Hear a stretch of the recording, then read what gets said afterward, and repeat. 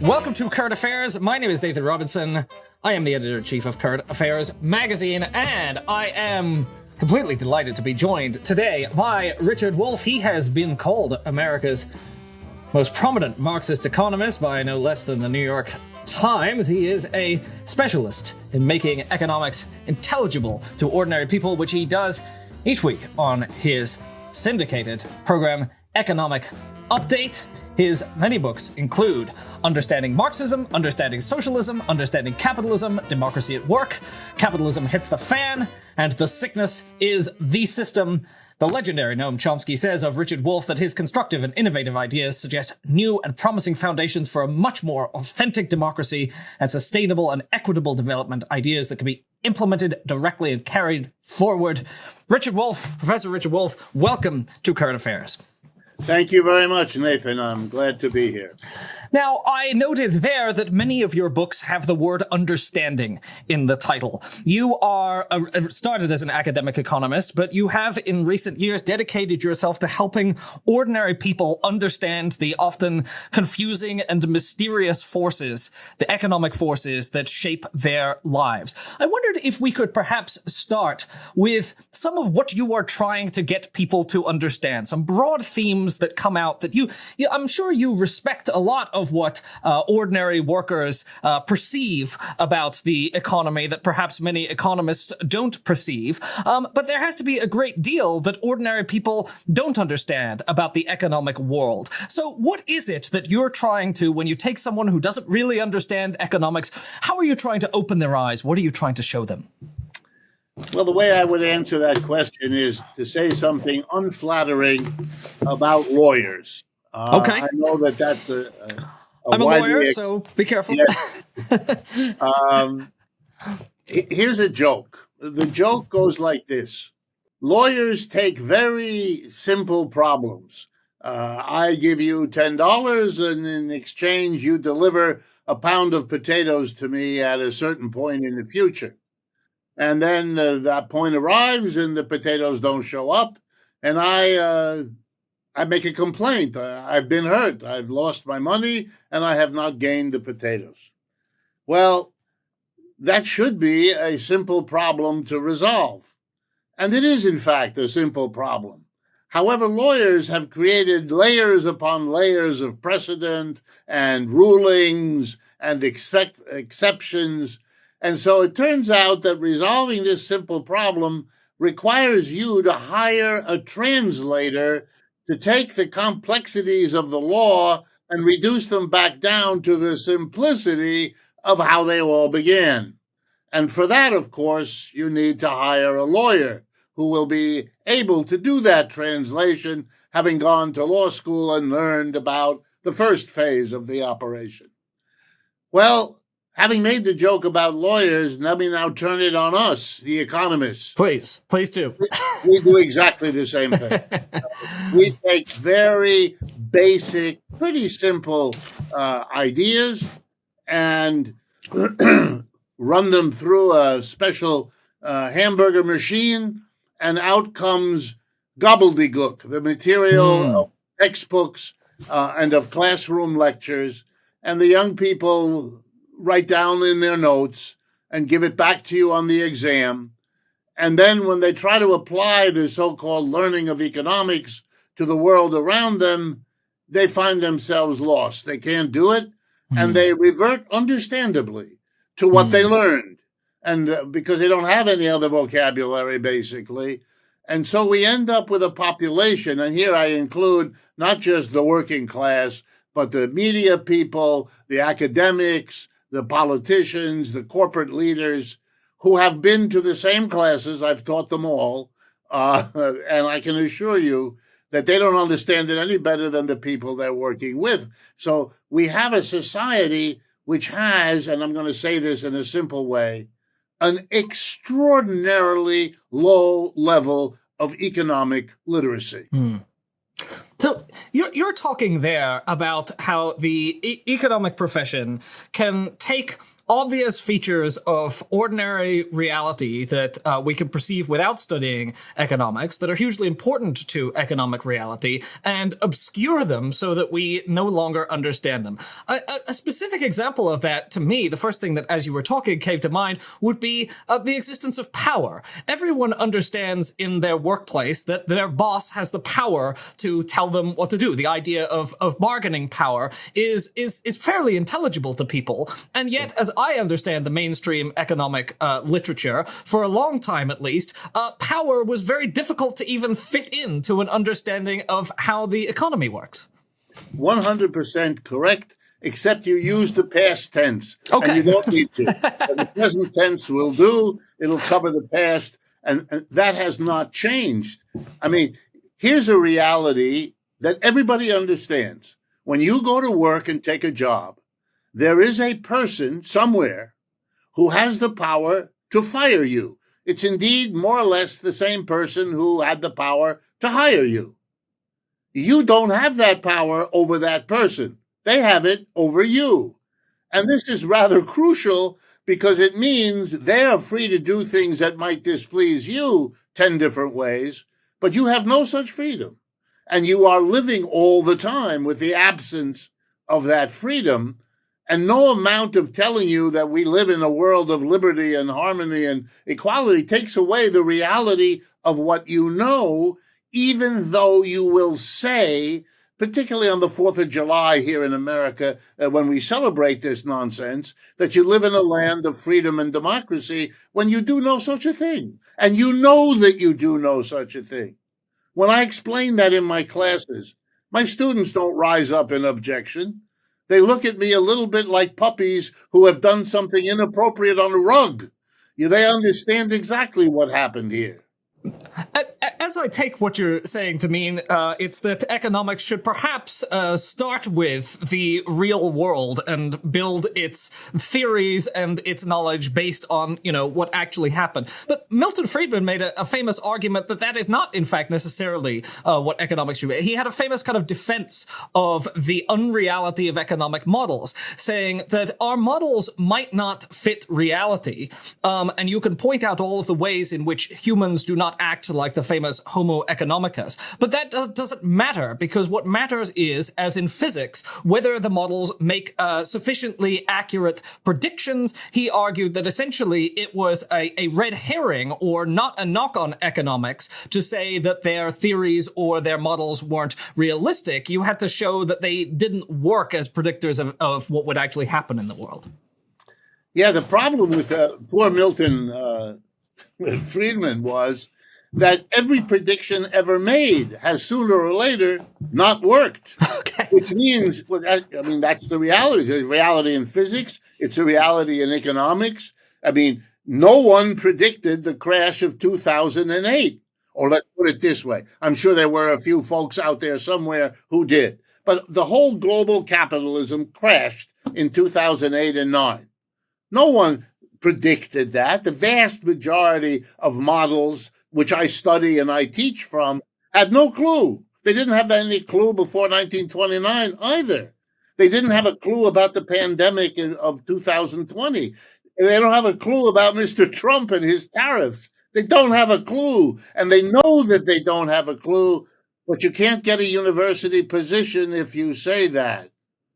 And I say that as a person who has a university position. Well, but here, Professor Wolff, it's my chance to give you a slight correction, which is you say nobody predicted it, but you are a Marxist or Marxian, and Karl Marx, the Marxists, because of their framework of capitalism as being deeply unstable, were the people who weren't surprised at all by the meltdown of 2008, 2009. Well, I don't run away from the label of Marxist, but let me be self-critical as well.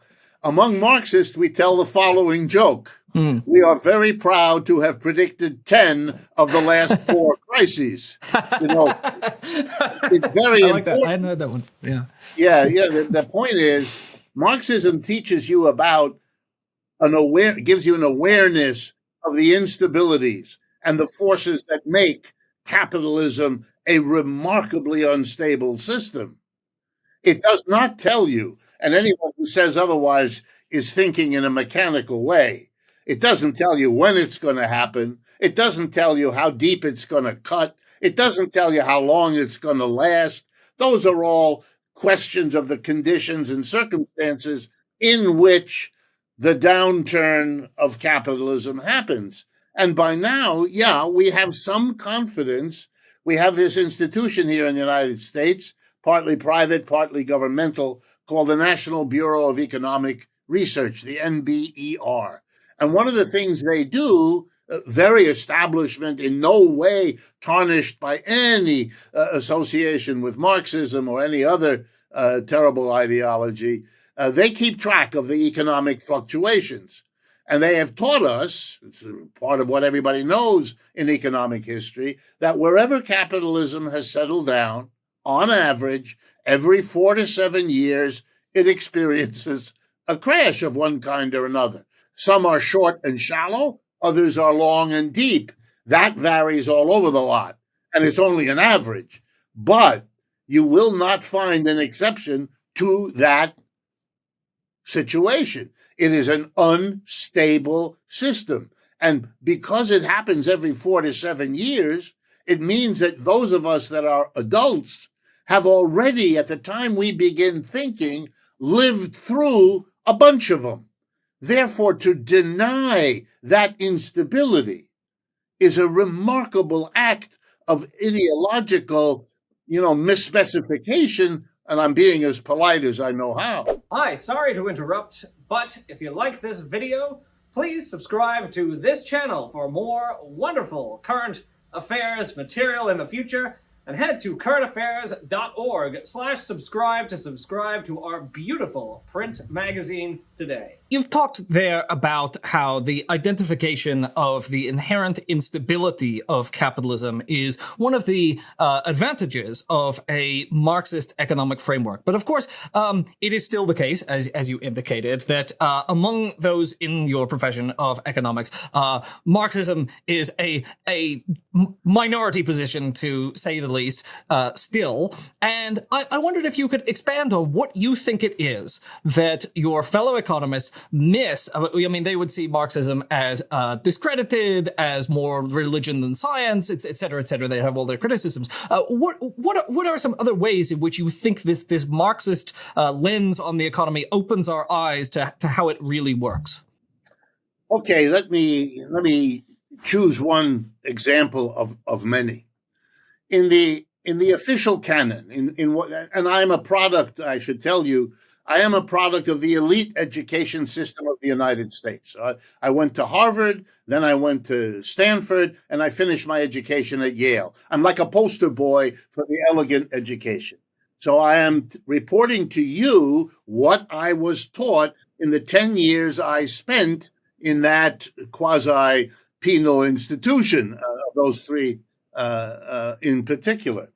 Here's what I was told, that capitalism is a wonderfully well-articulated system, the greatest that the human mind has so far been able to construct, in which a partnership exists among the workers, the capitalists, and the landlords. Each of them contributes something. The capitalist contributes the capital, the worker the labor, and the landlord the land. And together with the land and the capital and the labor, we produce a wonderful basket of output, which is then shared among the contributors in proportion to what each has contributed. This is a lovely story. It can be rendered for a 3-year-old to grasp. It sounds like something out of a children's picture book. Exactly. It is by, of, and for mental children who are entranced by this story the way your 3-year-old would be to learn about the chicken who discovered the squirrel. Okay, This is lovely. What's Marxism? Marxism says this is silliness. This is a fantasy.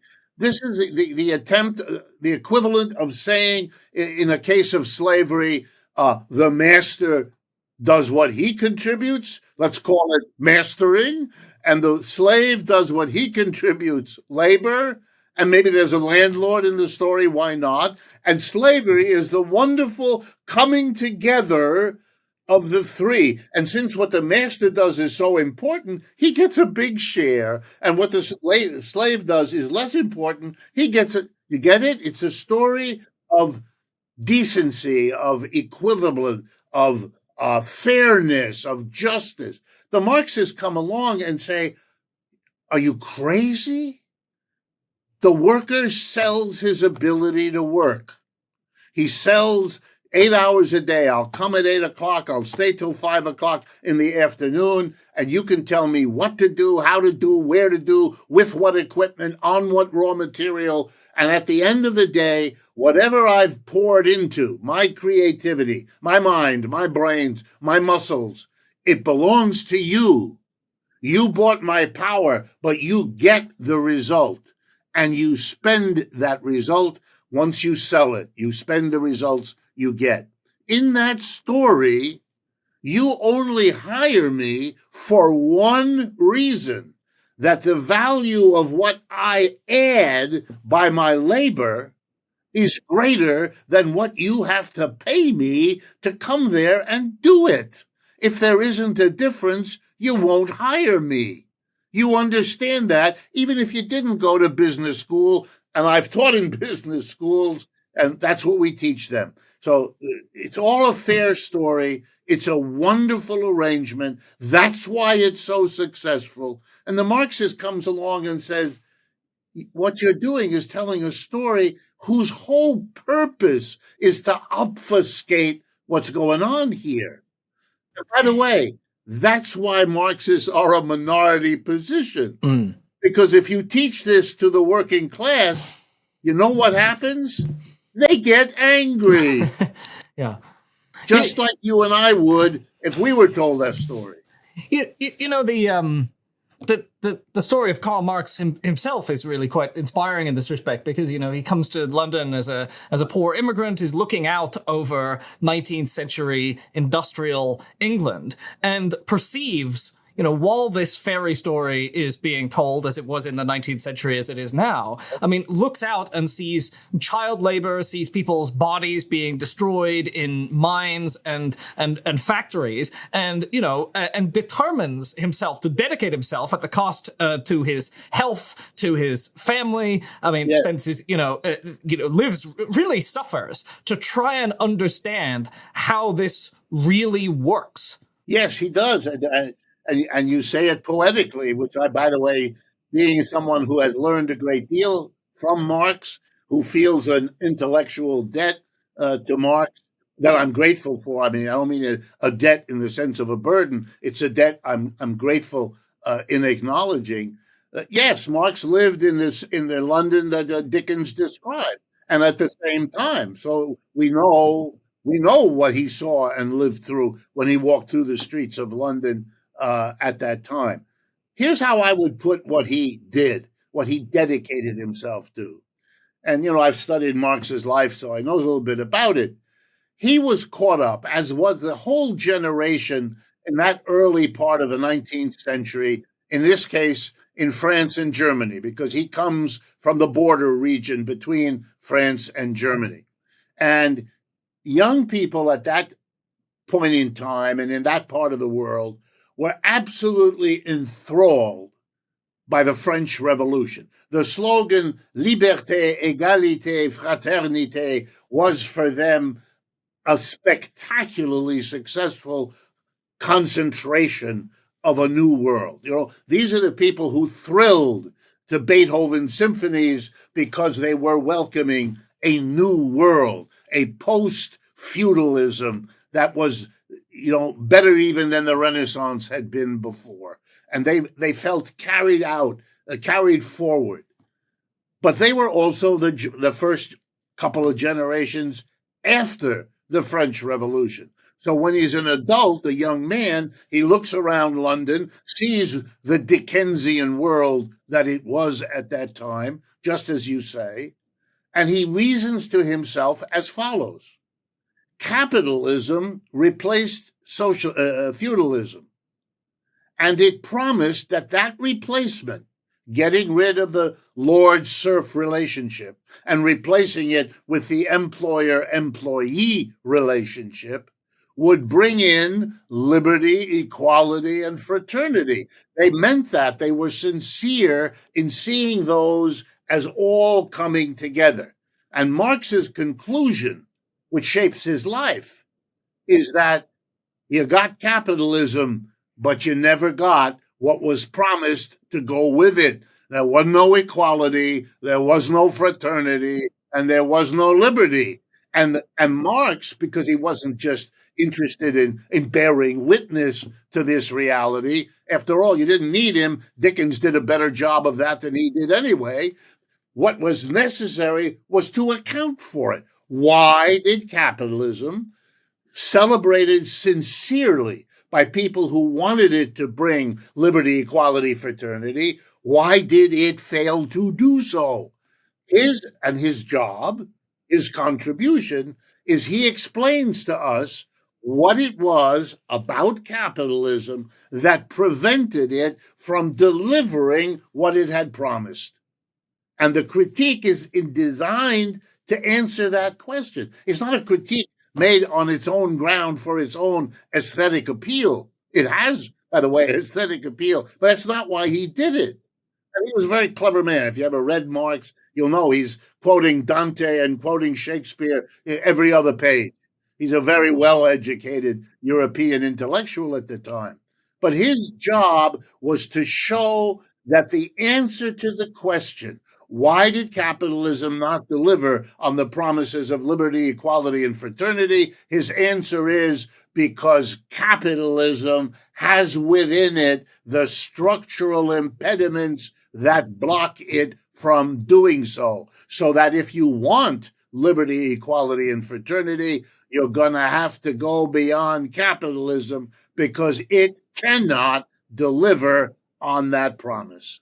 And by the way, I would argue coming now, that it's still as bereft of delivery on that promise as it ever was. And I'm sitting in Manhattan and I'm surrounded by billionaires who are living less than a half a mile from some of the worst poverty I can show you on this planet. Now, we've been talking here about capitalism, and one thing that you said there was that capitalism replaced the lord-serf relationship of feudalism with the employer-employee relationship. And I think that's important to dwell on because one theme that comes up in your work is that people misunderstand what capitalism is. If you ask people to describe capitalism versus socialism, they might say capitalism is private property and markets, socialism is collectively owned property and a command economy. But you mentioned there something that is central to your analysis of what capitalism is. That is to say, the nature of relationships within the workplace. So can you help us clear up what you think are some misunderstandings of what capitalism is when we're talking about it? Very, very glad you asked the question because it gives me a chance to say something that I think, like you just said, is core to what we're talking about. Private property, let's start with that. Private property is not unique to capitalism. It doesn't belong in a definition of capitalism. I'll take slavery as it existed in the American South before the Civil War. Did you have private slave plantations all over the place? Yes, you did. Did you have a market? Absolutely. You had a market for slaves and you had a market for the products of slave labor. So the presence of a market and the presence of private property does not allow you to differentiate capitalism from slavery, for example, and many other systems that I could show you the same thing works. And to say that, for example, where there is collective property and where there isn't the market that we understand it, we have something other than capitalism, I would argue is equally out of order. It doesn't really make any sense. I like to remind people that the ownership of a modern corporation is a collectivity of shareholders. They together own the corporation. It isn't privately owned in the sense that usually is meant by private individuals. it is owned collectively. If you turn to the board of directors, the people who really make the core decisions, that turns out to be a collectivity as well. Usually between 15 and 25 individuals comprise a capitalist corporate board of directors. So individuality isn't a particularly definitive quality of capitalism. And let me take it another step. Some people like to think of socialism as when the government owns and operates enterprises, the way they did, particularly in the Soviet Union, the way half of the enterprises in China today are organized. And I would argue that's another mistake. Marx never said that what gets rid of capitalism is if you remove the private individuals and you substitute state officials. That would be a change. Then monarchy would be socialism. Yeah, I mean, it's a bizarre idea. And I'll show you that when we do it in the university. If you teach slavery, do you tell people that the state in various slaveries owns slaves? Of course you do, because that's very well known in the historical record. Nobody in their right mind would suggest you no longer had slavery because the government coexisted with private slave owners. And the same is true of feudal plantations. And the same. So why did we develop in the West this bizarre idea that when the government does it, it's somehow a different system? No, it isn't. We ask the question, is the government functioning like an employer? And the answer is yes, it is. And therefore, there is something that Marxists have developed, the notion of state capitalism.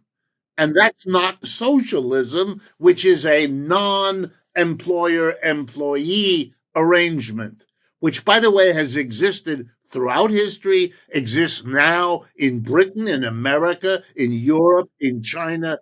It shouldn't be a surprise to anyone, except if ideologically you can't think your way through what I just said. Yeah, you're talking there not only about misunderstandings of capitalism, but also of what a socialist system would look like. I want to just read a couple of things that you've written here. You said, I mean, one source of the misunderstanding seems to be that, as you say in Democracy at Work, most of the anti-capitalist movements that called themselves socialist in the last century did not prioritize, explicitly include, or if they came to power, institute an economic system in which the production and distribution of surplus were carried out by those who produce it. And so there are lots of examples of systems that called themselves socialist, but didn't do what you argue is essential to socialism, that is to have democracy at work. And you say that any real socialism, any authentic socialism is, and I'll quote you again, a yearning by people living in a capitalist, socialism is a yearning by people living in a capitalist economic system,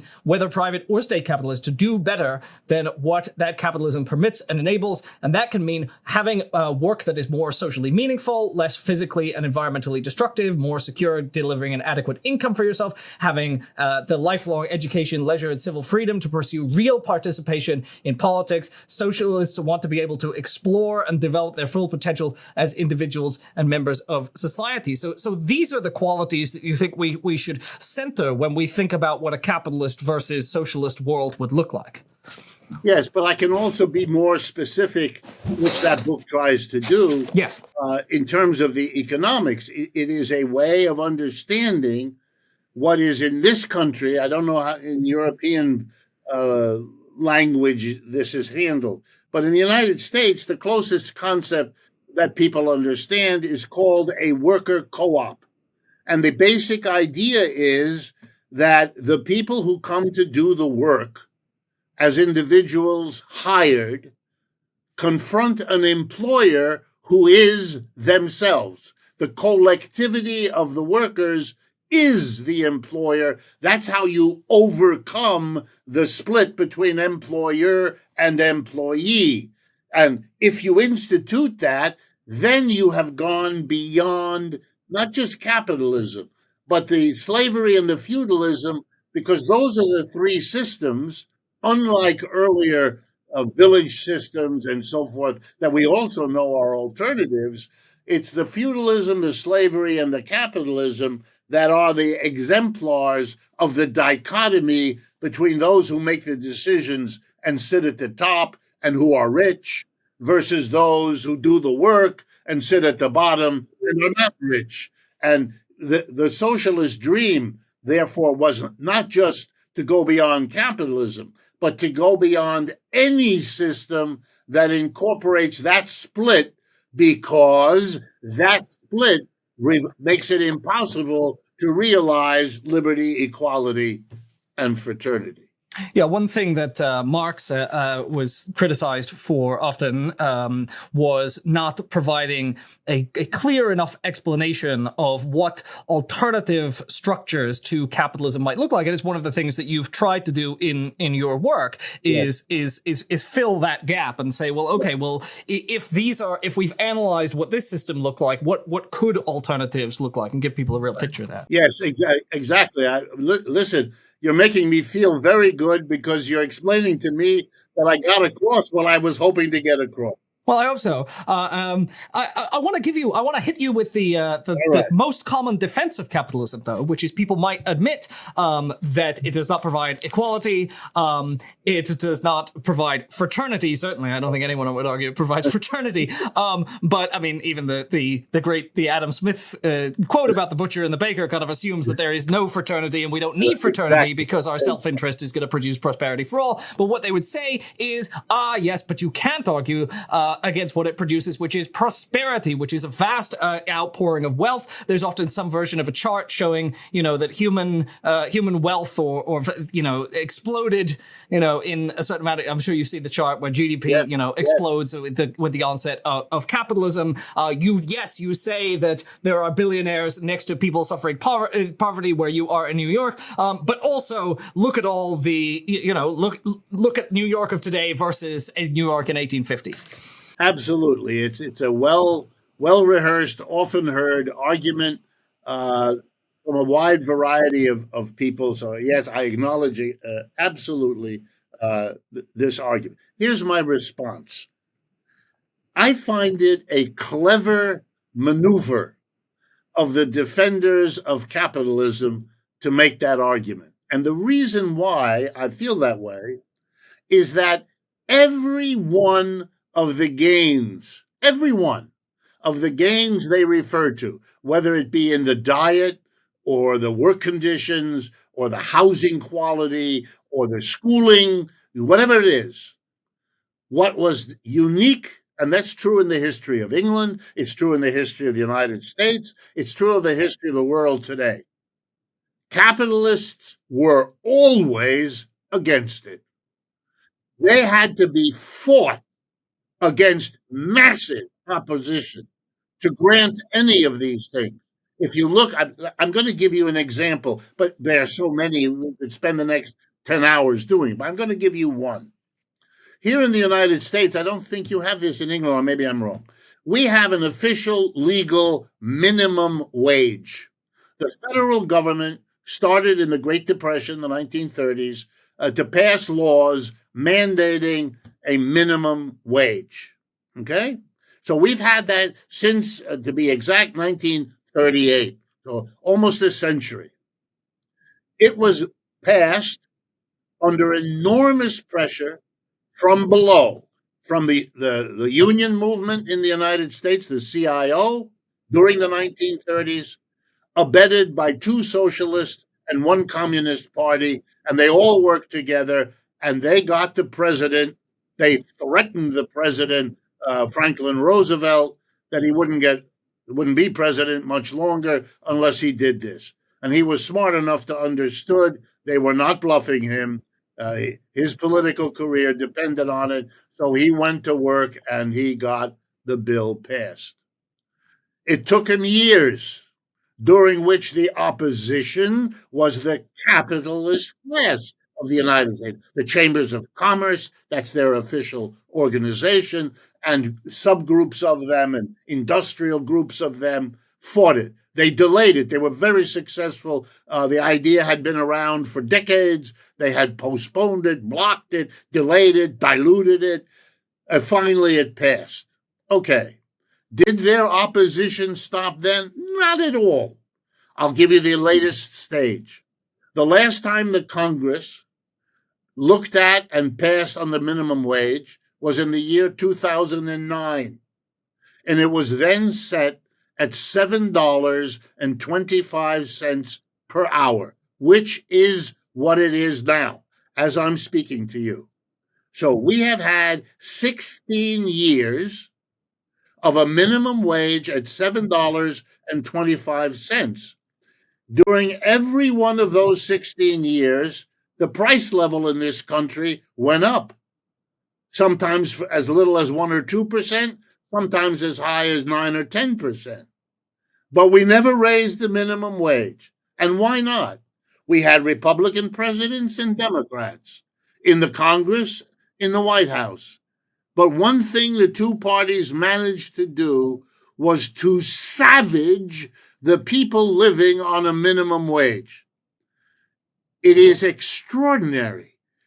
Then the only thing more extraordinary than the history I've just summarized is the clever Madison Avenue advertising move by the capitalists who blocked it, who delayed it, who postponed it, and who minimized it, to turn around and want the rest of us to applaud them for doing it. Wow. You either have to be very ignorant of what happened or very needy of finding an argument you can hold on to. Now, it seems like what you're saying there is, in response to this argument of all the wondrous things that capitalism has delivered, that it's claiming credit for things that it doesn't deserve. That if you look at public health, the sewer system, electrification, public education, minimum wages, workplace safety, a lot of innovations, 8-hour day.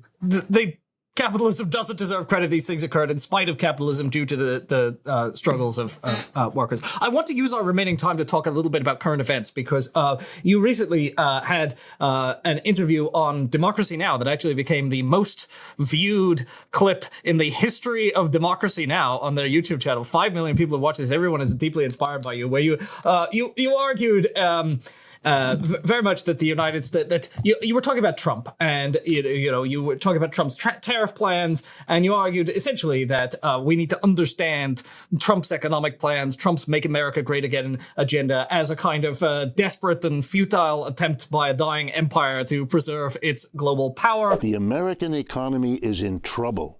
The American empire is in decline. We don't want to discuss it in this country. We engage in denial, and instead we are striking out at other people, a sad way of handling a decline. One of the commenters on that video put it nicely. The United States is like the Titanic, too big to turn, too slow to react, in denial about sinking, and there aren't enough lifeboats for every passenger except the 1% ultra-rich.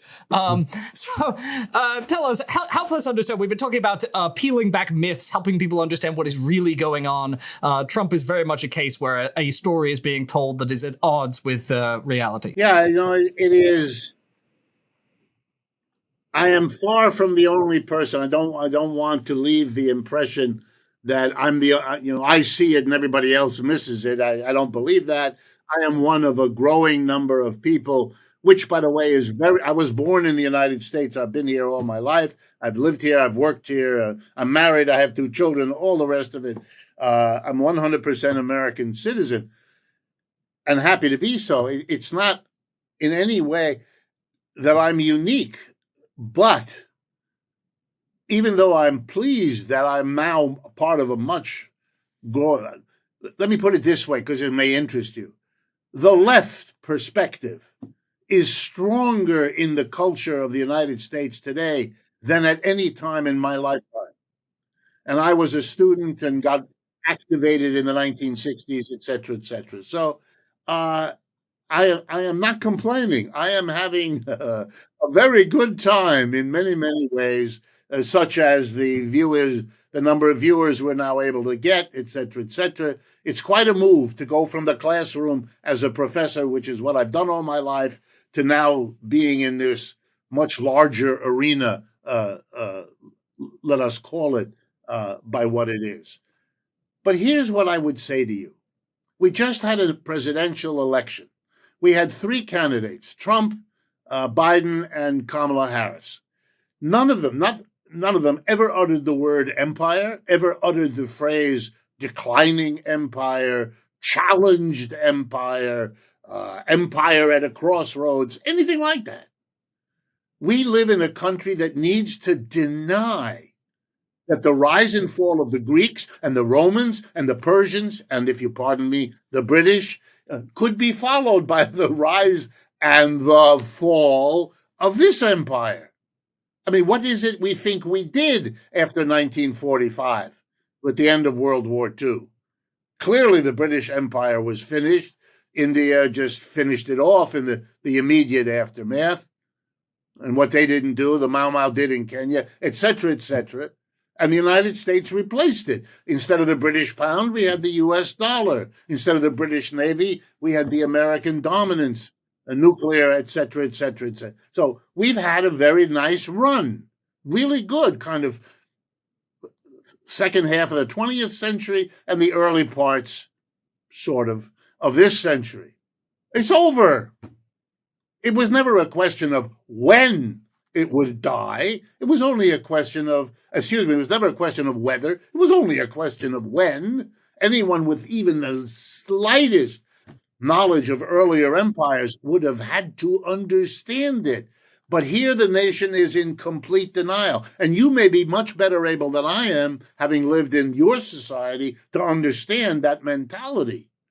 I sometimes, when I go through London, am involved in experiences in which I shake my head and say they still don't want to admit that their empire is over.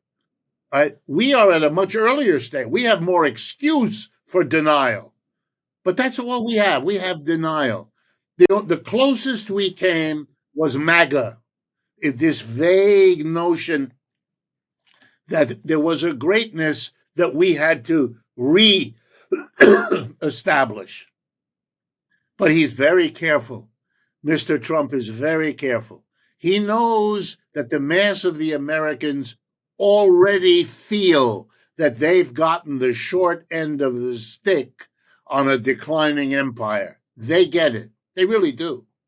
It's only the academic world, the PR world, the media, the government, they need to tell a different story. And so their story, and this impacts your audience, their story is that the rest of the world, and particularly Europe, has cheated us, has abused us, has manipulated us, and we've had weak leaders, Republican and Democratic alike, who permitted this travesty to be performed on us. And Mr. Trump, getting on the biggest white horse he can find, trying not to fall off because he's a bit overweight, trying to give the image of the leader who is going to punish the miscreants in Europe who took advantage, who's going to punish the Russians and punish the Chinese. What better way than to hit them all over the head with a tariff? What a wonderful gesture of a leading. None of this is going to work. None of it. But he's putting on a spectacular show, and he will be able to go to the capitalist class of this country, telling them with justice that this is the only way to hold on to this empire a few more years. We are dealing, and this is so hard for others to understand. And I have that trouble here in this country too. I try to get Americans to understand. You're not dealing with a government that is strong. You're dealing with a government that is desperate. And that can be very dangerous and very troubling. But to understand it, you've got to see it in that way. Otherwise, you cannot make any sense. Mr. Trump doesn't understand what he's doing. His advisors, who include people I know personally, try to explain it to him. But he is the showman. And when there's a dispute between the show and what they tell him, he goes with the show. And look, it got him into the presidency. It would be stupid for him to change what he has done and he knows it, and he's staying with it. Yeah, I mean, you argue in Democracy Now! That it was the story he's telling of being ripped off by foreigners and how we're going to rebuild American prosperity with giant import taxes, a mass deportation program, and tax cuts for the wealthy is, in your words, completely fantastical. So, as an economist, I mean, you understand that none of this can actually work. It can't deliver what Trump says he's going to deliver to the American people. Well, I'm careful. I don't believe in predictions, whether a Marxist makes them or anybody else. So I'm not going to make a prediction for you. If you were to say to me, as people have, is there a zero probability that he can come out of this? I would answer no, it's not zero. It's higher than zero. He could have, it would be lucky, it would be luck, but he could be able to somehow stave off a recession, stave off the inflation that his tariffs are bringing to us as I speak to you. He could overwhelm the retaliation that's coming from the rest of the world and somehow pull all this off. Is that possible? Yeah, that's possible. That is possible. I could, if I had to, and I've done the efforts, chart out how it might, but you're talking about a probability of a probability of a probability. And if you know anything about mathematics, when you do that, you get a very small probability. 10% of 10% of 10% gets vanishingly close to nothing very quickly. That's where he is. It's a tremendous bet. But again, he's able to say, and he is saying to the people around him at the top of the business community, I'm the best shot you've got. And the truth of it is, they believe him enough not to throw him out. And if he loses them, he'll be gone. Mm.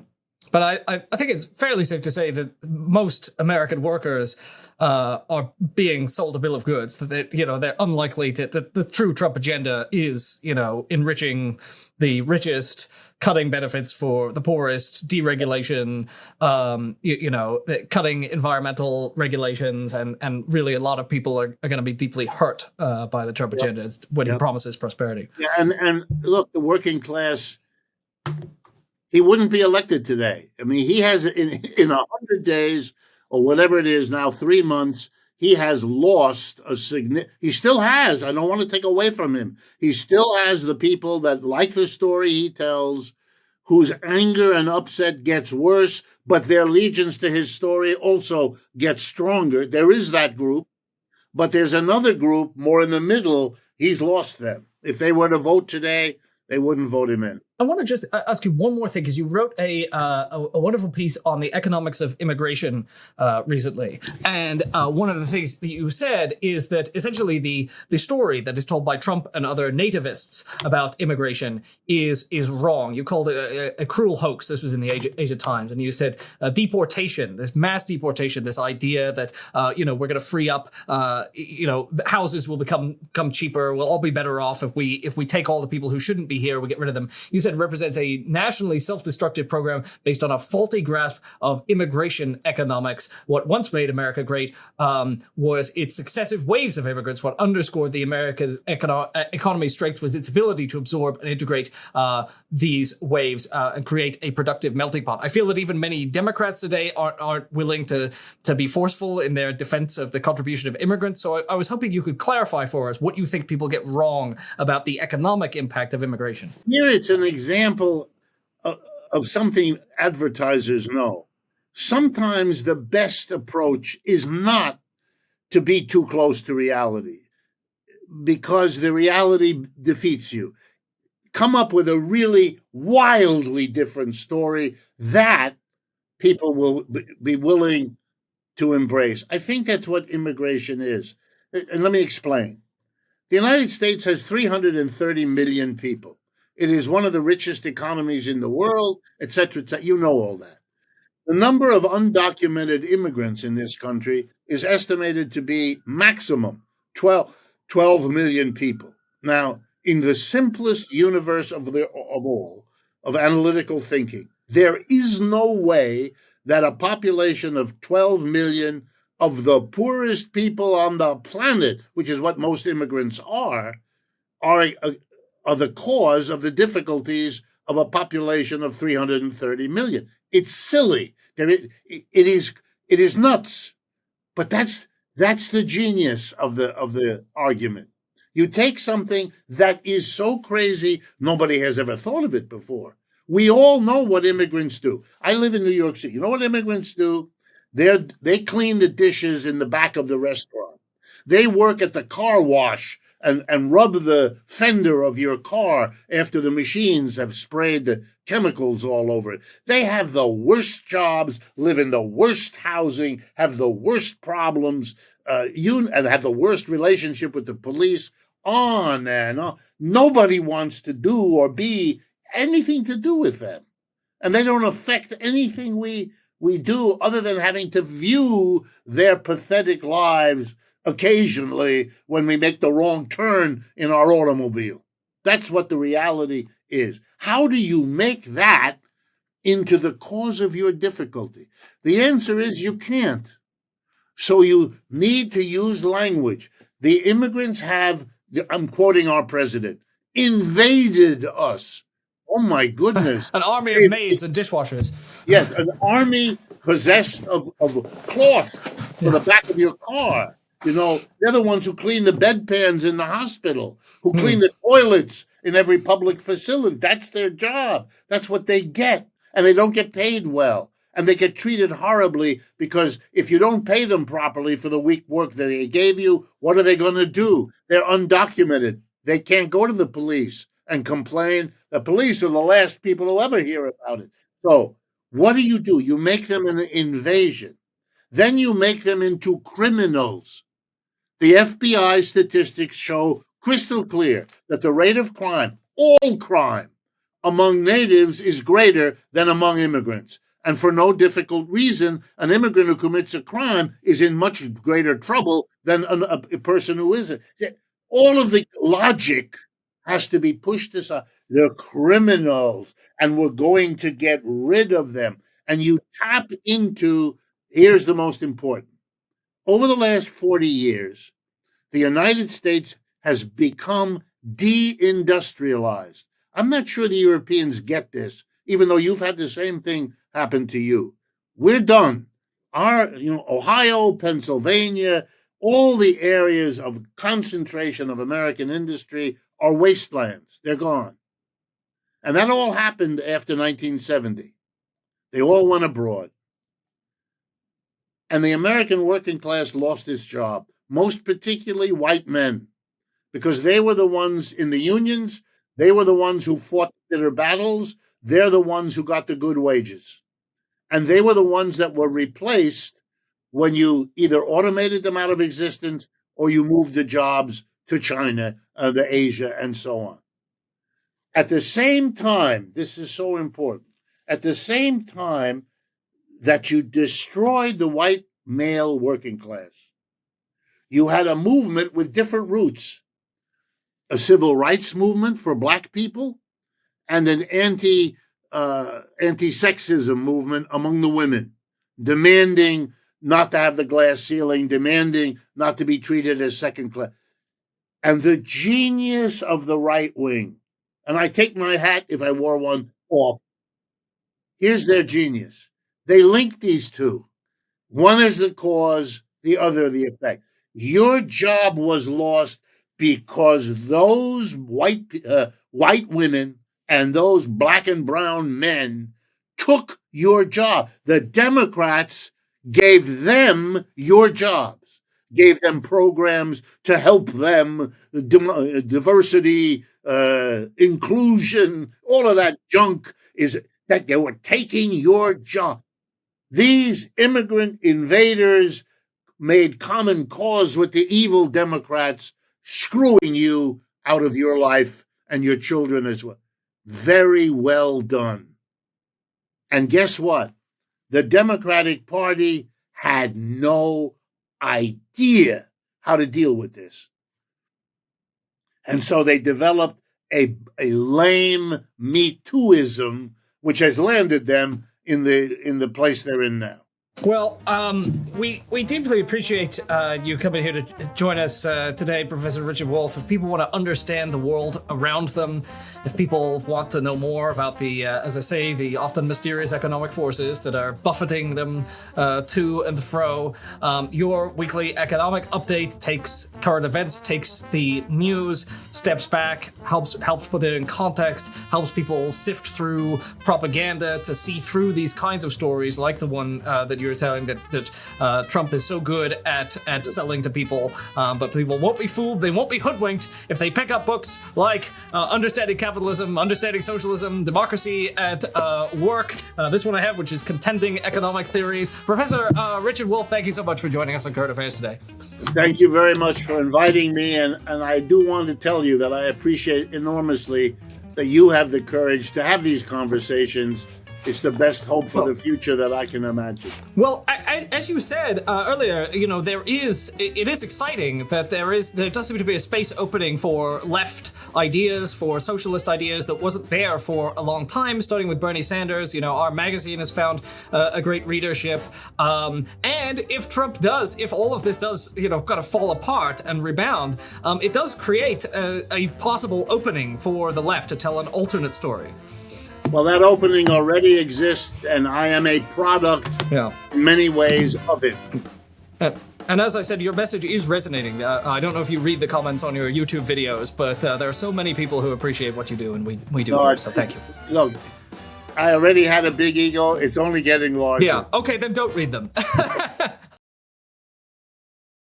Thanks for watching. This video is a product of Current Affairs Magazine, the country's leading independent left print magazine based here in New Orleans, Louisiana. Go to currentaffairs.org to find out more about us, and currentaffairs.org/subscribe to subscribe to our absolutely gorgeous bi-monthly print edition. Get it in your mailbox. You can also subscribe to the Current Affairs News Briefing, the Current Affairs Podcast, or you can subscribe to our digital edition.